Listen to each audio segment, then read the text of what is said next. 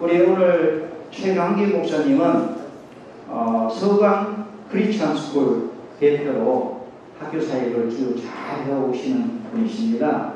오늘 이 실제적인 학교도 중요하지만은 전체적인 교육의 어떤 전망이라든지 과제를 말씀해 주시고, 그 토대로 해서 우리 최창환 목사님 또 학교를 크게 잘 하고 계시는데 실제적으로 어떻게 사역을 해 오신 건지, 또 김정기 목사님 또 새롭게 몬탈반 지역에서 아주 학교가 잘 진행되어 가고 있고 알차게 교육 사역을 하고 계시는데, 그것들을 또 영상도 한번 보여주시면서 소개하는 시간을 갖도록 하겠습니다. 가능한 한 집중해서 오늘 시간이 많지 않으니까 또 세 번째 집회 시간이 있으니까 그렇게 진행하도록 하겠습니다. 소개하겠습니다. 최광기 선교사님.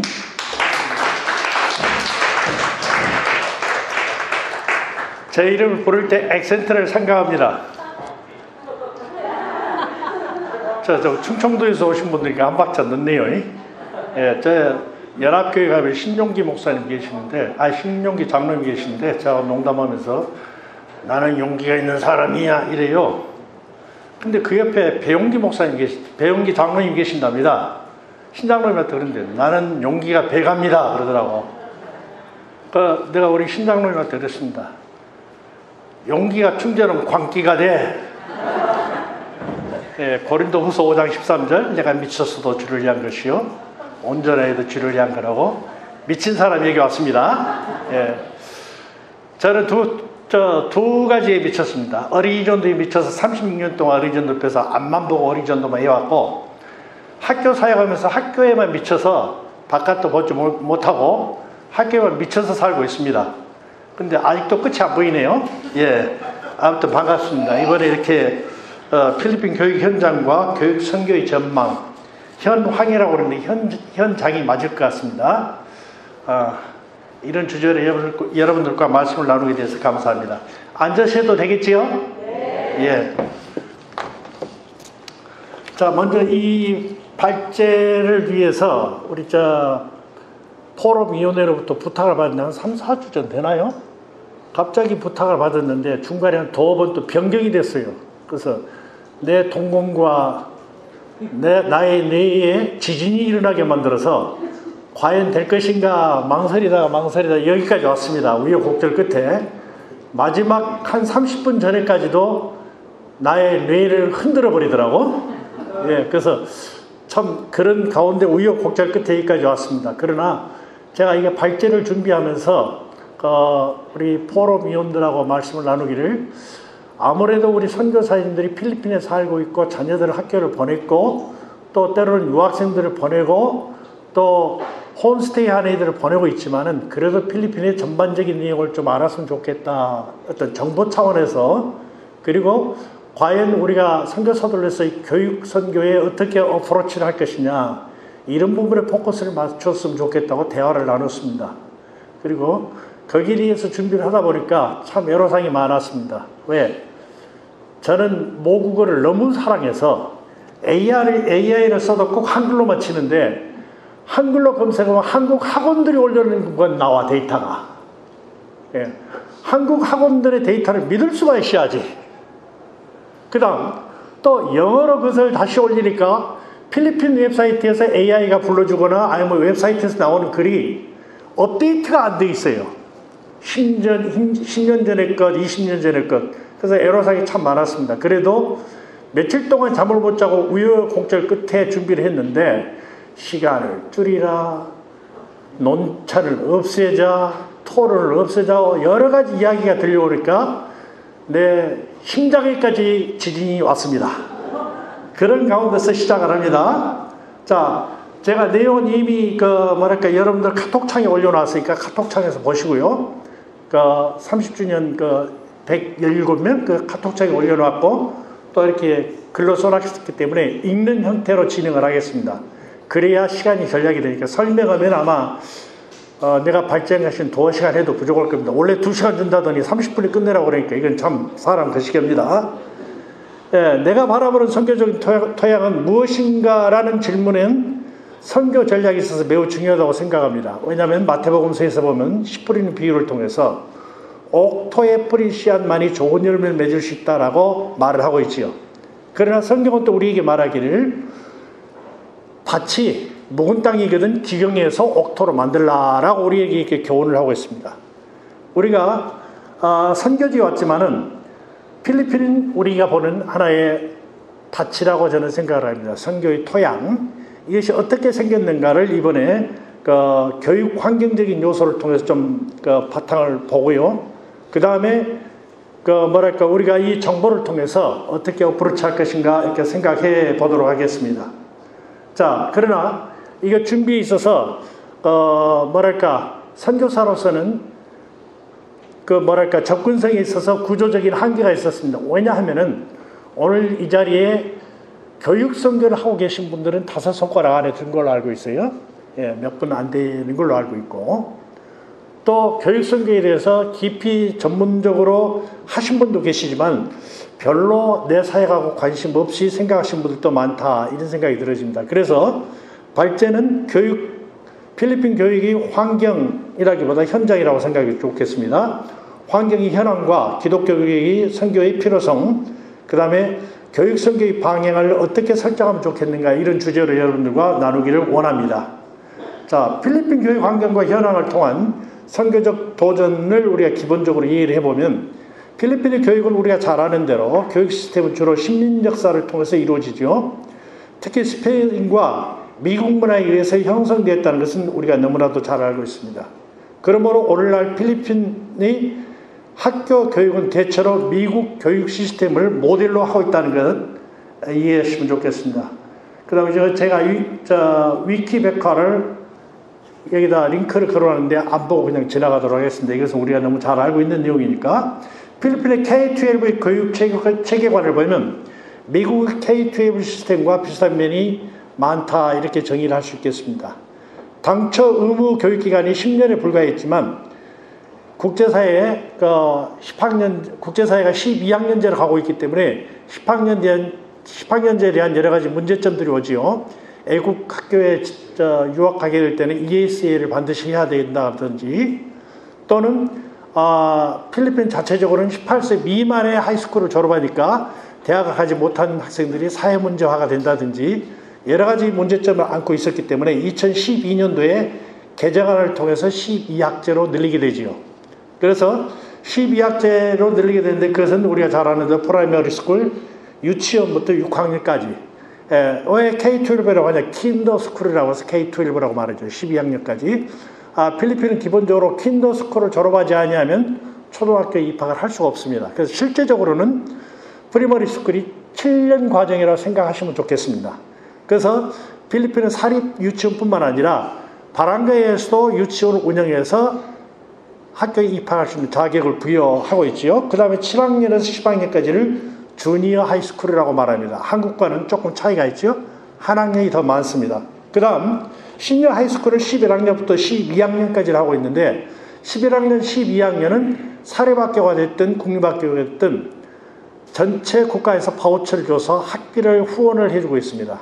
그래서 필리핀의 모든 학생은 사립이 됐든 공립이 됐든 12학년은 국가에서 지원을 해주고 있다, 이렇게 생각하시면 될 것 같습니다. 다음으로는 홈스쿨링과 대안학교의 시스템 있죠.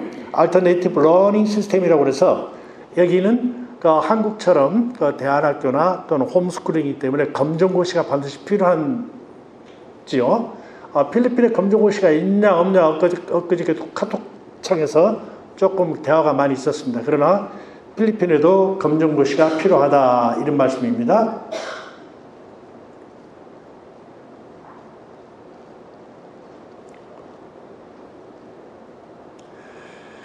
그 다음에 필리핀의 병행학습 시스템으로 학교에서는 공식 교육을 받지 못한 사람들이 많습니다. 그래서 이런 학생들을 구제하는 또 제도가 있지요. ALS라는 시스템, 아까 똑같은 말인데 필리핀에는 초등학교 또는 하이스쿨을 졸업하지 못한 사람들이 상당히 많습니다. 그래서 나이가 들어서든지 젊어서든지 간에 공부를 할 수 있는 기회를 줍니다. 그래서 가정교사를 통해서 공부를 하든 학원을 다니면서 했던, 학교에서 또 수업을 했던, 공부를 했던, 이것을 검정고시 형태로 해서 구제하는 방안이 필리핀에 있다, 이런 것만 알려드리도록 하겠습니다. 그 다음에 필리핀은 기초교육이 의무이며 무상이기 때문에 교육을 받을 수 있는 것은 모든 국민에게 해당된다, 그렇게 말합니다. 그래서 필리핀은 아무튼 모든 전 국민이 무료로 교육받을 수 있는 시스템이 갖추어져 있습니다. 그렇기 때문에 간혹 보면은 필리핀은 교육 시스템이 없기 때문에 학비가 없어서 학교를 못 다닙니다. 그 말은 저희들이 듣기에는 조금 곤란한 이야기가 되겠습니다. 왜냐하면은 공립학교는 전부 무상입니다. 예, 교과서도 다 공짜로 주고요. 예, 전액 무상입니다. 대학교 학비도 공립학교는 거의 무상입니다. 그렇기 때문에 공부할 수 있는 학생들은 무조건 필리핀은 대학까지 갈 수 있는 시스템으로 갖춰져 있다. 이것이 사회 시스템인 것을 여러분들이 기억하셨으면 좋겠습니다. 그 다음에 이 ALS의 시스템은 교실 기반으로 훈련된 전국학교 교사가 관리를 하지만은 바람가이나 도서관이나 기타 등등에서 여러 곳에서 공부를 할 수 있습니다만은 다만 본인이 정기 과정을 졸업할 수 있는 실력을 갖추어야 된다는 것만 말씀드리겠습니다. 자, 그 다음 필리핀은 원주민 학교라는 것이 또 있습니다. 물론 학교를 다니지 못한 사람을 구제하는 방법도 있습니다만은 필리핀은 그 원주민 학교라는 것은 뭐냐면 필리핀에는 일찍이 부족 국가가 참 많지요. 예, 몇 개 부족이죠? 167개 부족인가 제가 그렇게 기억이 되는데 그 중에서 쪽복음이라도 번역이 된 성경이 27개 언어로 번역된 걸로 제가 그렇게 기억을 하고 있습니다. 그만큼 필리핀은 다민족, 다문화 가족이라고 볼 수가 있겠지요. 예. 그런데 그 산지족이라든지 지금도 원시족이라든지 이런 사람들이 문화를 보호하는 차원에서 원주민 학교라는 것이 있습니다. 그래서 초등학교 3학년까지인가 4학년까지는 반드시 원주민이 언어를 공부할 수 있도록 되어 있고요.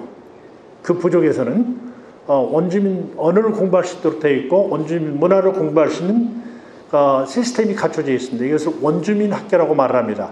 물론 관리는 교육부에서 뎁에디에서 관리를 하고 있지요. 자, 그 다음에 공립학교와 사립학교 간의 교육적인 격차에 대해서 좀 나누기를 원합니다. 사립학교는 공립학교에 비해서 우수한 시설, 교사 프로그램들을 제공하고 있고 주로 영어로 많이 수업을 하고 있습니다. 그래서 교과 과정의 비율이 높습니다. 반면에 공립학교는 교육 인프라와 자원의 부족으로 인해 교육의 질에서 사립학교하고는 엄청난 차이가 난 것을 우리는 볼 수가 있습니다. 공립학교는 정부의 자금으로 운영하지만은 사립학교는 정부에서 자금을 지원하지 않습니다. 한국은 사립학교에도 교육부에서 지원을 해주고 있지요. 예, 지원하지 않습니다.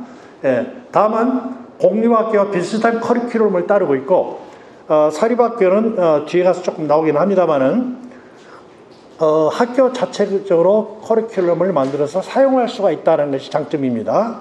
자, 그 다음에 이런 내용을 토대로 해서 공립학교 교육은 국가나 사회의 필요에 의해서 국민에게 보편적으로 제공되기 때문에 한꺼번에 다 몰릴 수밖에 없습니다. 그래서 저희 집 앞에 우리 학교의 3분의 1도 안 되는 건물 속에 애들이 1000명이 넘는 숫자가 있습니다. 우리 학교 건물이 500명을 동시에 수용할 수 있는 건물이 3분의 1도 안 된다면 얼마나 되겠어요?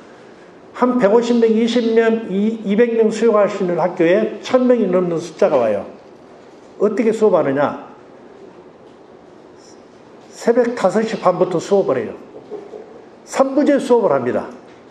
한 학년에 60명, 70명씩 있습니다. 예, 이것이 공립학교의 시스템입니다. 그렇기 때문에 당연히 공립학교가 사립학교에 비해서 처질 수밖에 없고, 두 번째에서 말한 것처럼 또 사립학교의 교육은 시간과 공간의 전략을 비교적 적게 받지만은 공립학교는 그러지만은 거기에서 장소적인 시설적인 제한이 많이 받는다. 그것을 또 말씀드립니다. 자, 필리핀이 사립학교를 선호하는 이유는 바로 이러한 차이점들이 많습니다. 시설과 교육의 질적인 면에 있어서 필리핀은 밥만 먹으면은 사립학교를 보내려고 무척 노력을 합니다. 이제 뒷부분에 가서 나오니까 좀 더 구체적으로 나오니까 지나가겠습니다. 필리핀 교육의 특징과 문제점, 공립학교와 사립학교의 장단점들은 격차가 크다.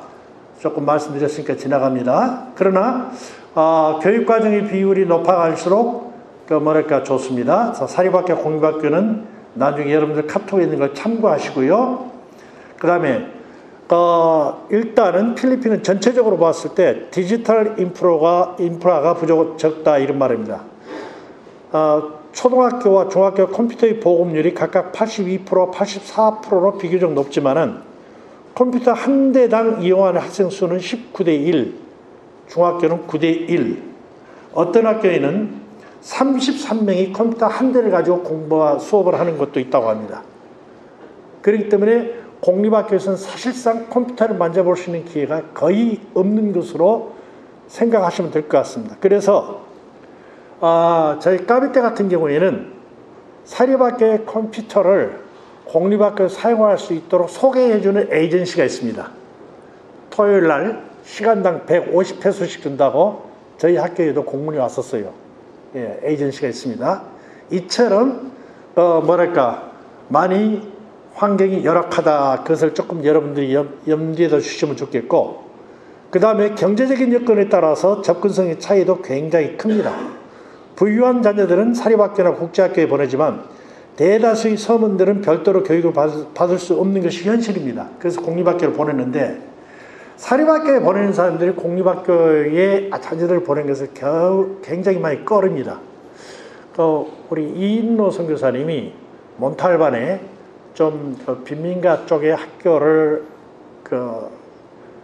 지으셨는데, 학교를 오픈하면서 저하고 대화를 참 많이 했습니다. 빈민가들을 위해서 장학사업으로 해서 계속 돈을 붓자니 운영에 한계가 있고, 그렇다고 또 다른 학생들을 외부에서 학생을 받자니 빈민가에 올 수 있을 것인가. 여러분들 잘 알잖아요. 필리핀에 오래 사신 분들은 담 하나 사이의 빈부 격차로 인해서 사람들하고 사귀지도 않고 놀지도 못하게 하는 것. 지금 사립학교를 하면서 굉장히 우리에서 공립학교 학생을 받지 않으려고 하는 선교사들이 많이 늘어나고 있죠. 왜? 꺼리니까. 이만큼 필리핀은 사립과 공립의 격차가 굉장히 심하고 크다고 생각이 되어집니다. 자, 그 다음에 필리핀 교육이 위기의 시절이라고 말하고 있죠. 여기서 한번 봅시다.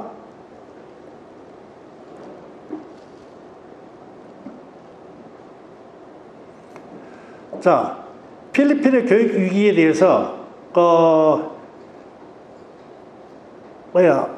이 리서치 기관에서 아주 지금 혹독하게 평을 했어요. 뭐라고 말했느냐? 이 아센 8개국, 서아시아 8개국에서 초등학교 학생들, 중등학교 학생들을 테스트를 했는데 필리핀이 꼴찌랍니다. 맨 뒤랍니다. 특히 수학 물리에서. 예. 그리고 또 학교에 보내는 상류층이 10%가 학교에 보내는 그 비율이 몇 프로에 17% 정도 된답니다. 아니 24% 정도 된답니다. 상류층이 아이들을 보냈는데 그 아이들이 학교를 졸업하는 비율이 한 24% 정도 된답니다. 상위 10%가 보내는 학생들이. 그 다음에 하위 10%가 보내서 아이들이 고등학교까지 마칠 수 있는 비율이 17% 정도 된답니다. 그러면 지금 필리핀에서 교육계에서는 그리고 국가에서는 굉장히 심각하게 생각하고 있는 것이 필리핀은 급속도로 침식되고 있다고 이렇게 평가를 했습니다. 왜? 다른 나라는 성장하고 있는데 필리핀은 제자리 걸음을 하고 있다라고 평가가 됐다는 것입니다.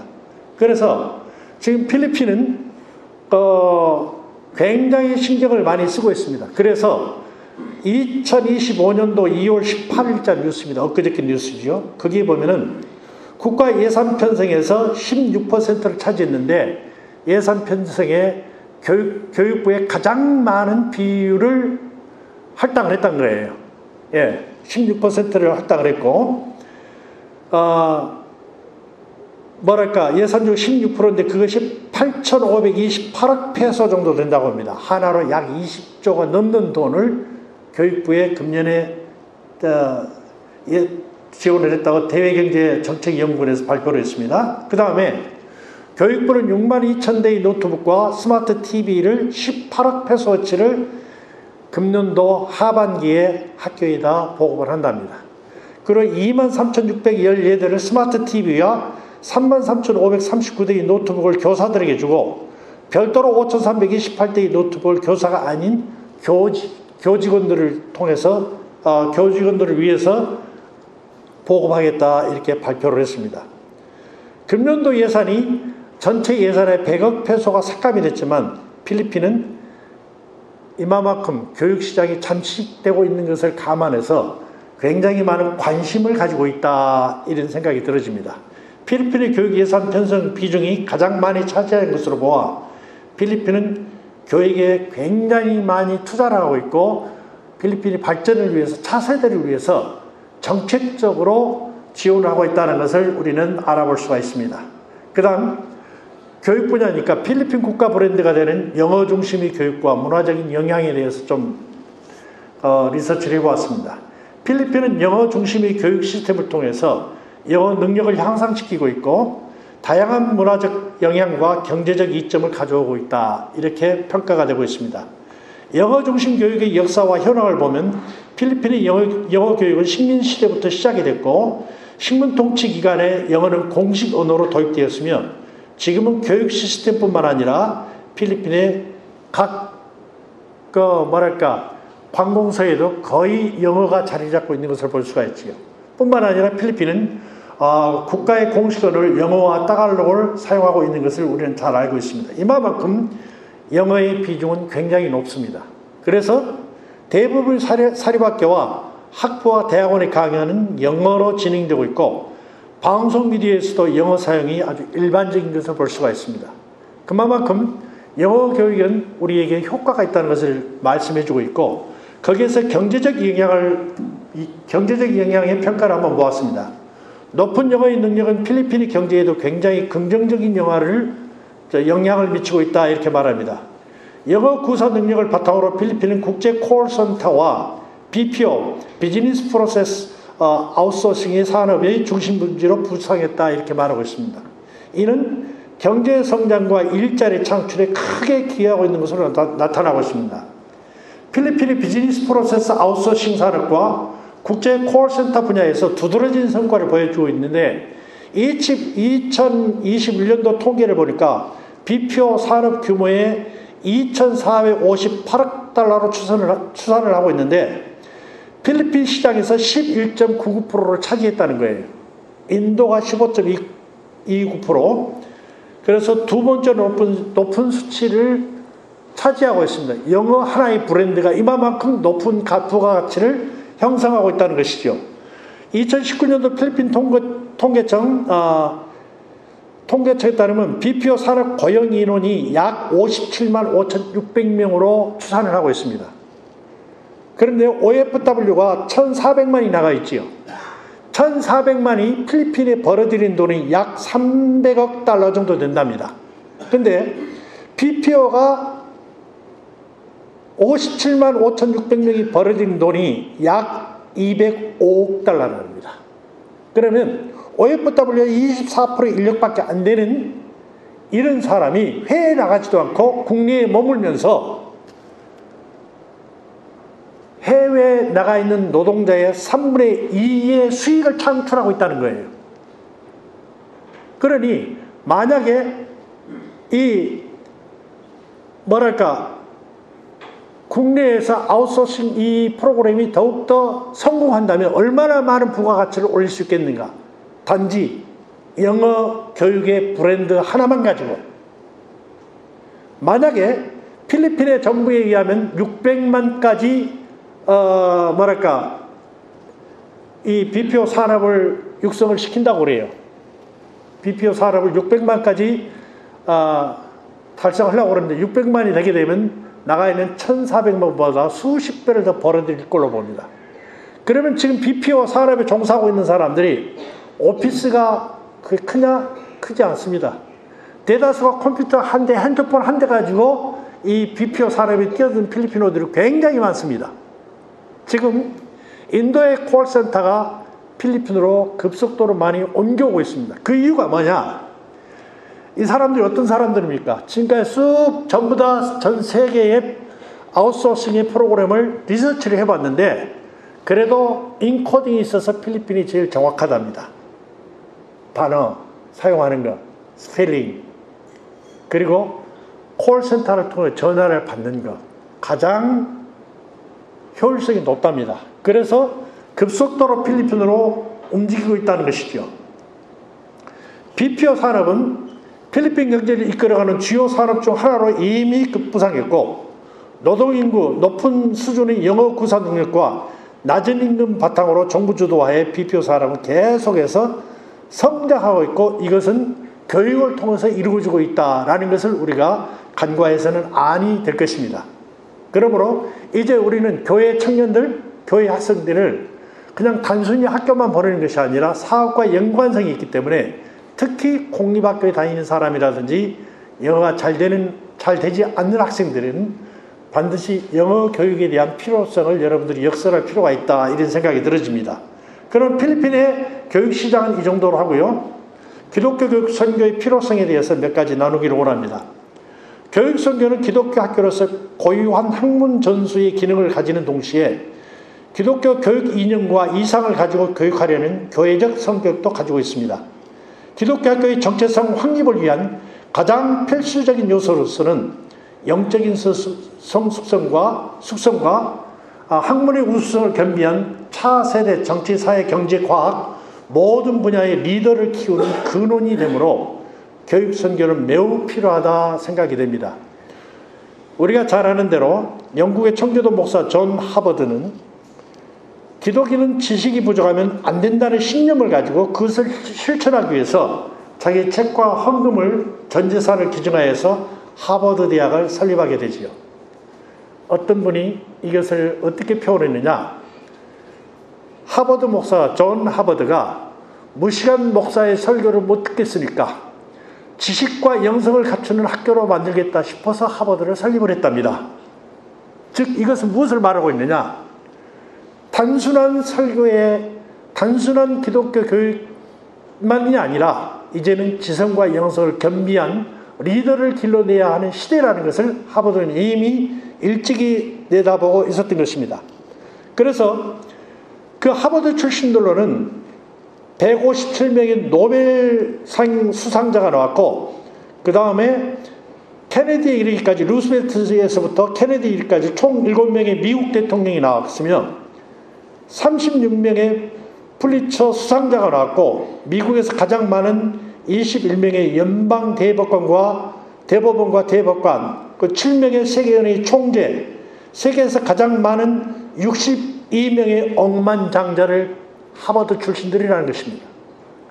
그만큼 지성과 영성을 겸비한 학교로 만드는 모토에서 성공한 학교라고 생각할 수가 있습니다.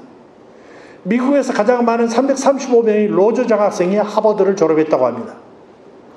세계 각국에 포진한 하버드 유학파들로 인해 하버드 출신의 미국뿐만 아니라 전 세계의 지도층을 형성하고 있다는 것으로도 통계적으로 나오고 있습니다. 이만큼 하버드는 기독교의 학교로서의 권위를 자랑하고 있는 것을 볼 수가 있죠. 이처럼 세속의 시대가 급무살을 타고 있는 이 시대야말로 고위 학문과 더불어서 기독교 이념과 학문과 정체성을 확립한 차세대 지도자를 배출하는 기독교 교육 선교가 절실한 시대라고 저는 생각을 하고 있습니다. 제가 너무 드라이하게 하는가? 너무 표정들이 무겁네요. 예. 자, 그렇다면 필리핀 교육 선교에 대한 필요성을 저는 다음과 같이 생각하고 있습니다. 먼저 필리핀의 인구 대비 기독교 인구가 현저히 낮다. 그러므로 기독학교는 절실히 필요하다. 이렇게 생각이 됩니다. 2025년도 필리핀 통계 인구표에 의하면 1억 1,600만 약 그렇습니다. 그 중에 여기 보니까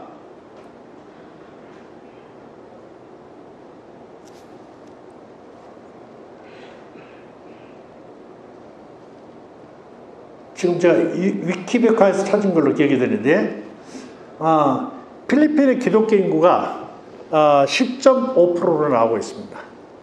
어떤 데는 뒤지니까 뭐 2단 제외하고 어디 제외하고 나면 한 3% 될 겁니다. 그래서 또 내가 옛날에 제가 할 때 약 11%로 봤거든요.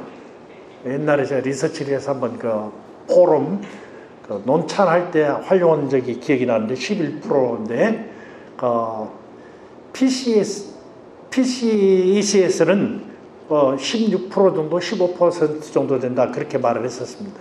그러니까 다시 한번 이번에 이 포럼을 준비하면서 보니까 10.5% 정도 나와요. 그 중에서는 여호와의 증인이나 또 안식교를 뺀 나머지 한 10.5% 정도 나옵니다. 그렇다면 이 10.5% 정도 된다면 기독교 인구가 약 1,100만 정도로 추정이 됩니다.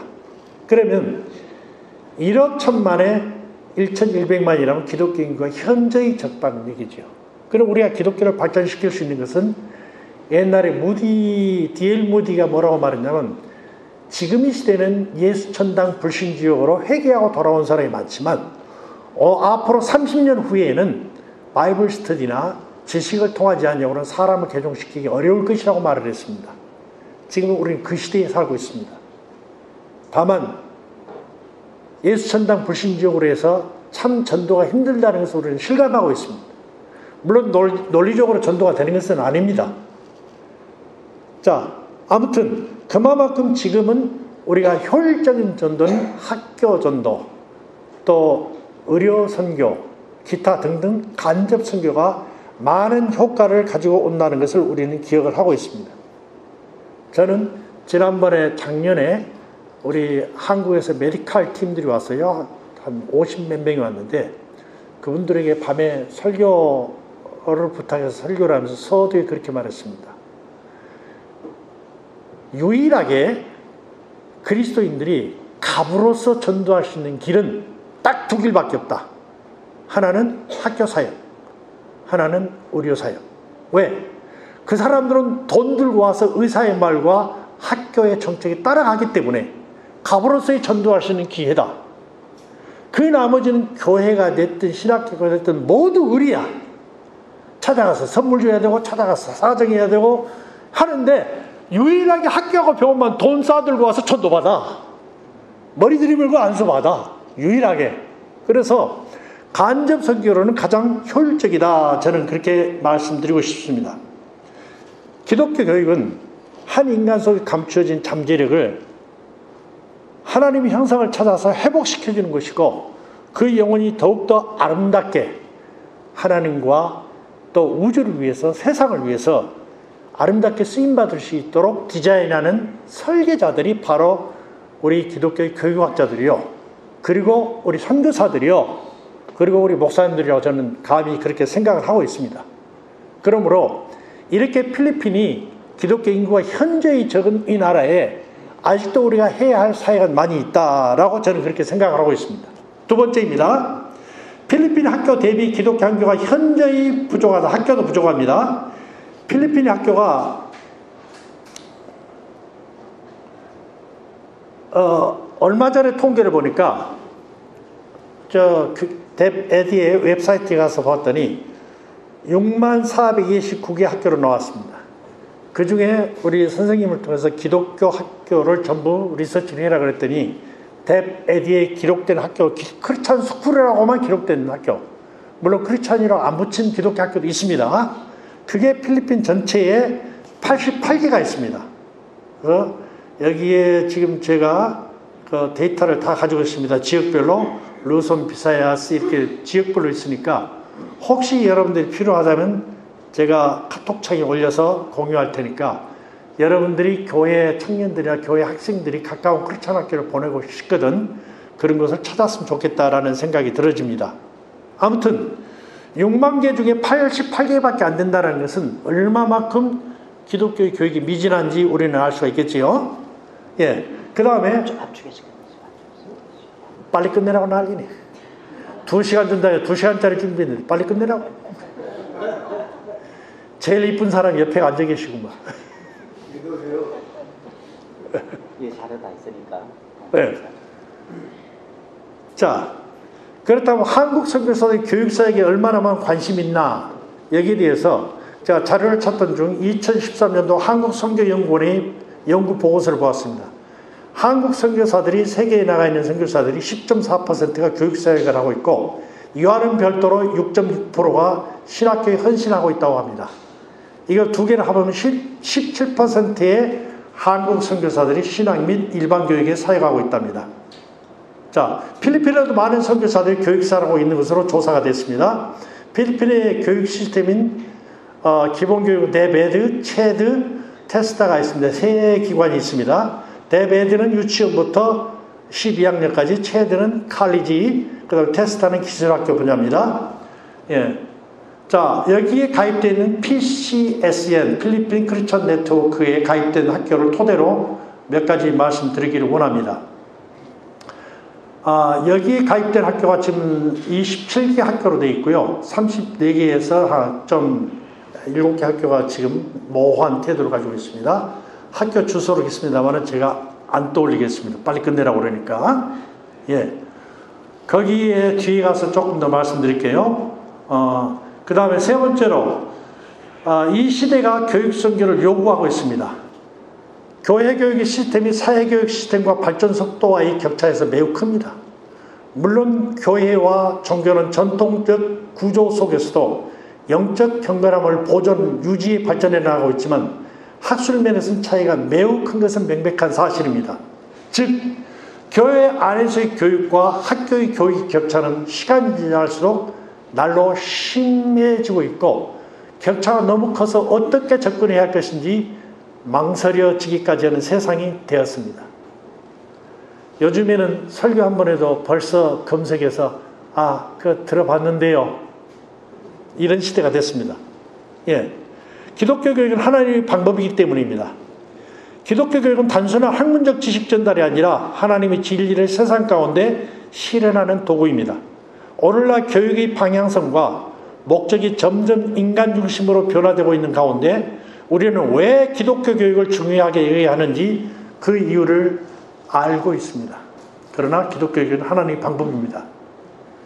필자의 견해로는 이러한 교육을 잘할 수 있도록 하나님께서 잘 준비해온 나라가 있는데 그래서 바로 필리핀이다 이렇게 말씀드리고 싶습니다.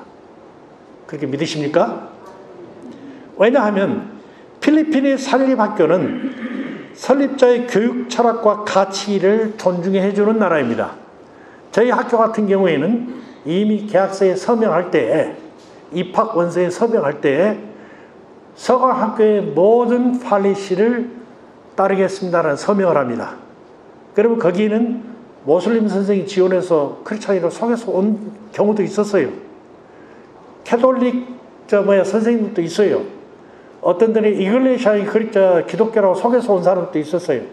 그러나 그 사람은 자기도 교리를 가르치지 못했습니다. 모슬렘이 선생이 모르고 몇 개월 동안 성경을 가르쳤다는 겁니다. 우리 학교에서. 즉 제가 지금 뭘 말하고 있느냐, 학교의 설립자, 경영자가 경영자의 철학대로 운영할 수 있는 것이 필리핀한 거예요. 전 세계에서 유일하다고 저는 그렇게 봅니다. 기독교 국가라고 말하는 미국조차 졸업식에서도 주기도문, 사도신경을 함부로 할 수 없는데 한국에서 기독교 국가인데 애들에게 기도시켰다는 난리가 나는데 필리핀은 그렇지 않다는 거예요. 얼마든지 가르칠 수 있다는 거예요. 그 다음에 이 준비를 하면서 제가 공부를 참 많이 했습니다. 필리핀의 교육의 핵심 가치 그리고 국가의 모토가 뭐냐, 참 재미있습니다.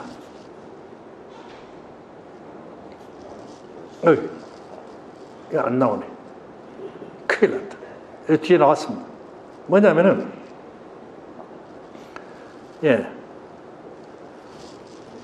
하나님을 기뻐하는 거예요. 하나님을 두려워하고 하나님을 기뻐하는 것이 모토입니다. 두 번째 인간이고, 세 번째 자유이고, 네 번째 국가예요. 즉 하나님을 기쁘게 하는 것이 교육의 목표고 국가의 이념이라는 거예요. 그래서 꼭 국회 기양식 뒤에는 선서하는 것이 있어요. 충성 맹세, 한국 국기이라 맹세처럼 이걸 하고 있어요. 하나님을 두려워하는 것이 국가의 모토란 거예요. 이런 학교가, 이런 나라가 전 세계에 어디가 있겠습니까? 뿐만 아니라 필리핀에서 아로요 대통령이 그 성경을 가르쳐야 필리핀이 사는 길이다 그래서 크리스천 리빙이라는 과목을 설정을 했습니다. 그래서 모든 학교는, 필리핀의 모든 학교는 크리스천 리빙이라는 과목이 들어가 있습니다. 우리 학교는 매 수업 전 30분씩 성경을 가르치고 시작을 해요. 묵상을 하고 시작을 하고. 이런 학교가, 이런 나라가 세상 천지 어디가 있겠습니까? 뭐 다른 건 다 놔두고도, 예. 그 다음에 필리핀의 대메디 행사나 국가적 행사를 제가 많이 참여를 해봤습니다만은 모든 행사의 대표 기도는 개신교 목사가 해요. 캐톨릭 신부 안 세워요. 얼마나 감사한지 몰라. 예, 그러니 필리핀은 기독교 교육이 활짝 열려 있음에도 불구하고 기독교 인구가 10%, 불과 10% 정도밖에 되지 않고 크리스천 스쿨이 이렇게 부족하다는 것은 우리 시장이 굉장히 넓다는 얘기입니다.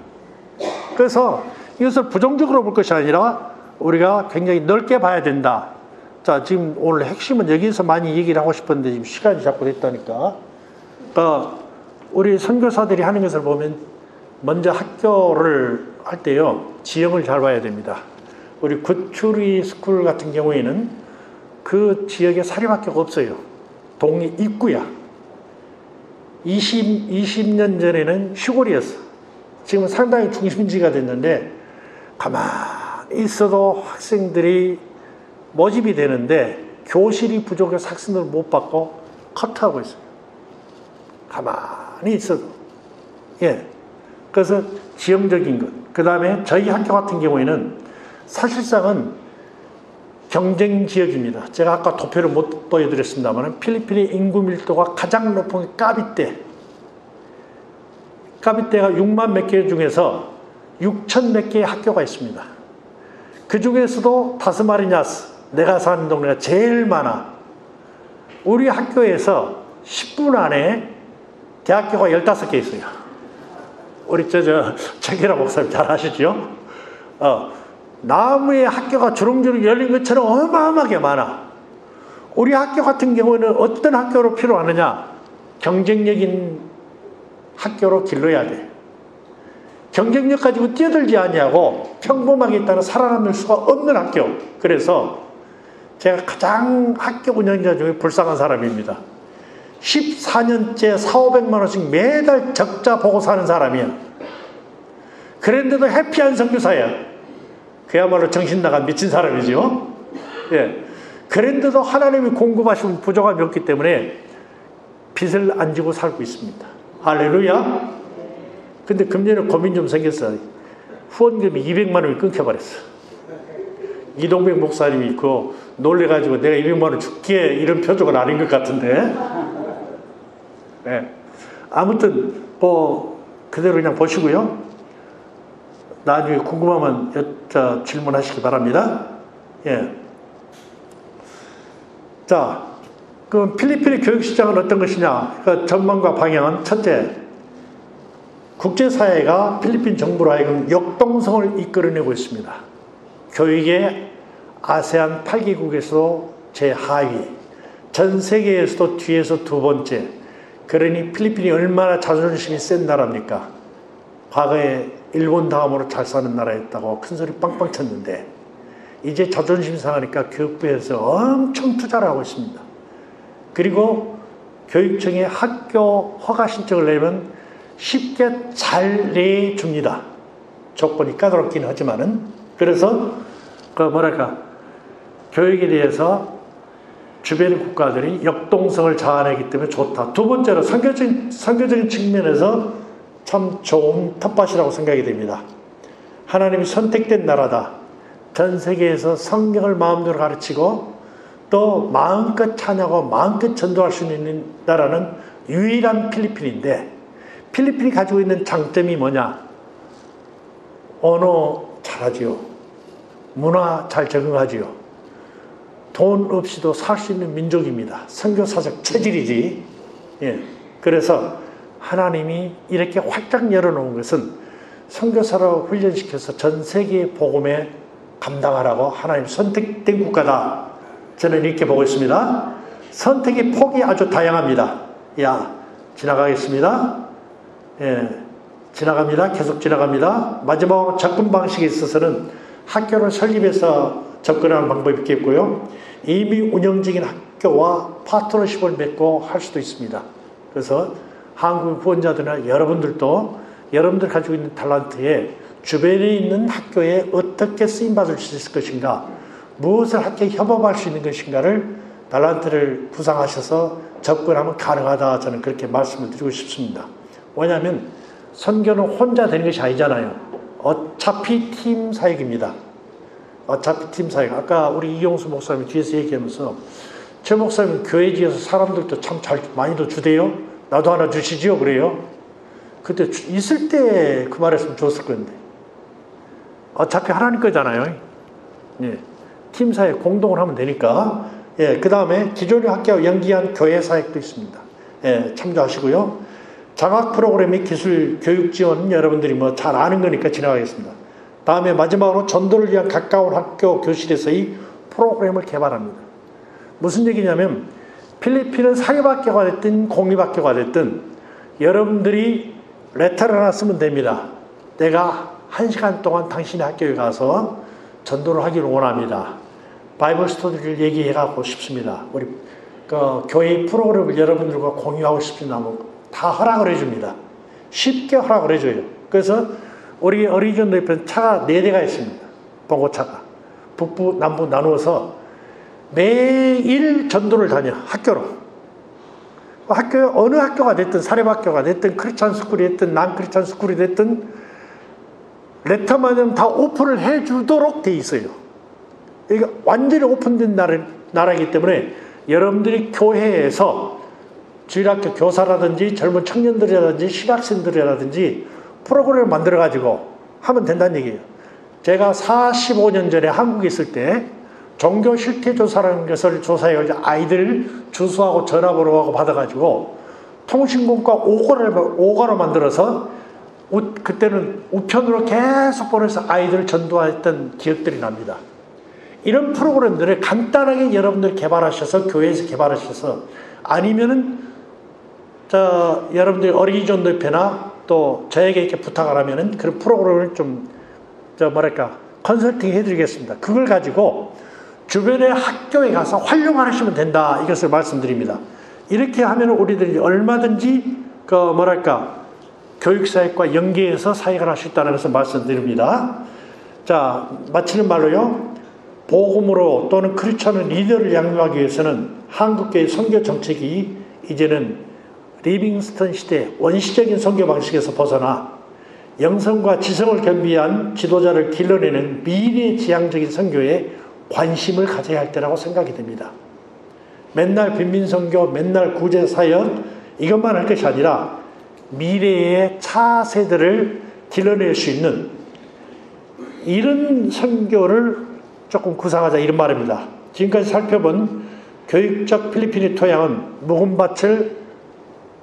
밭과 똑같다 이 말입니다. 이것을 우리 선교사는 교육적인 토양으로서의 필리핀의 현 상태를 파악하고 어떻게 개발할 것인가 하나님 앞에 기도하면서 필리핀에 부름받은 선교사로서 좋은 일을 맺을 수 있도록 묵은 땅을 기계에서 옥토로 바꾸고 또 잠들어 있는 필리핀의 교육을 일깨워서 좋은 교육의 지도자를 이끌어낼 수 있는 그런 소명을 잘 감당할 수 있기를 바랍니다. 길가에 뿌리는 머슴과 같은 씨 뿌린 자가 아니라 길가라도 밭을 일구어서 좋은 열매를 맺어야 했던 신념으로 여러분들이 저 사역에 좋은 열매 맺기를 기도하면서 마칩니다. 감사합니다. 필리핀 한인교계의 역사, CTS 필리핀을 통해 한국교회와 다음 세대에게 전해집니다. CTS 필리핀은 해외 선교지 최초의 CTS 지사로 개척되어 독립된 법인체로 성도들의 기도와 후원으로 운영되고 있습니다. 해외 선교지에서 영상 선교 사역이 지속될 수 있도록 함께 동역해주세요.